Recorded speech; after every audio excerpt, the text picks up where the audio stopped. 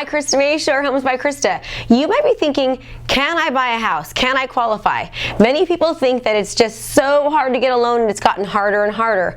But listen to what the president of NAR says. Tom Salamone says this: those with healthy credit scores and manageable debt should talk to their lender to see if they qualify. Many people qualify for a loan and they don't even know it. He follows by saying that many buyers realize that it's not as hard to get a loan as they thought. That's great news for us. So let's talk about how difficult it is to get a loan. So according to the Urban Institute, in 2015, only 1.1 million loans were denied, right? So that seems like a lot. However, from 2009 to 2014, over 5 million loans were denied. So from 2009 to 2014, the lending institutions were much more strict because of the fact that we had all the foreclosures and bad debt. But really in 2015, they only denied 1.1 million loans. So it's really not so hard. Remember what the president from NAR said. So let's take a look at this graph from the Mortgage Credit Availability Index. What this shows you is how easy or how difficult it is to get a loan. Now look at from 2004 to 2007. It was really easy in 2004 and slightly started kind of going up. It got very hard around 2007 and 2008. Why? Because of the credit crisis that we had. The mortgage, our economy collapsing due to bad debt and bad mortgages given. But let's take a look at this graph. From 2006 to 2008, it slowly goes down, right? It's getting easier and easier. And now you can see that we're on a really consistent, slow uprise, but it's not nearly as hard as it was to get a loan from 2006 to 2008. It's much easier now, so that's good news if you're a buyer. Now, there are a lot of first-time homebuyer programs out there, and I have a lot of people that will say, you know what, I really don't like these first-time homebuyer programs because of the government giving homebuyers that really shouldn't afford a home a loan. We're going to have another credit crisis.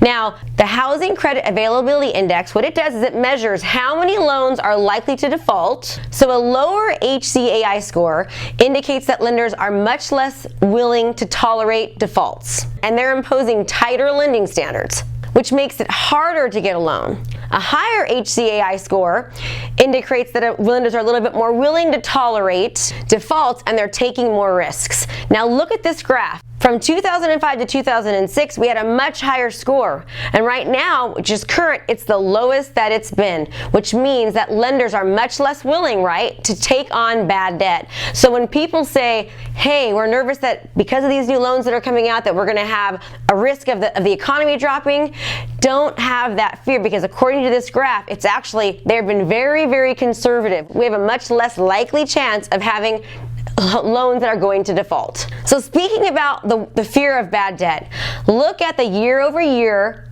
foreclosure inventory. Only one state, and most likely it's because the way that the state forecloses, still has inventory. Every other state across the United States, their inventory foreclosure has gone down.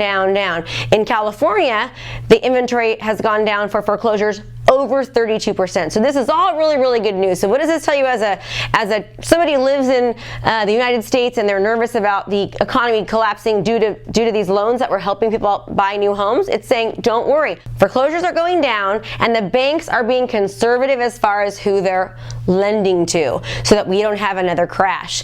But good news for the buyers is that although they're much more stringent, right, as long as you have reasonable credit and reasonable debt, it isn't as hard as you think to get a loan. So go and talk to your mortgage provider. So this is a good example of how it's not maybe as hard as you think to get a loan. Look at the average FICO scores of buyers buying a loan. Now you'll notice that depending on the type of loan you're getting, the average FICO score differs. And FHA loans, which is the Federal Housing Administration, they are averaging about 686, which means, of course, you can get some for more and some for a little bit less. So talk to your mortgage provider. And maybe if you're not ready right now, they can set you up on a plan to help you become more successful and get to that spot more quickly. What I see happen many times is buyers come to me and they go, I'm ready to buy.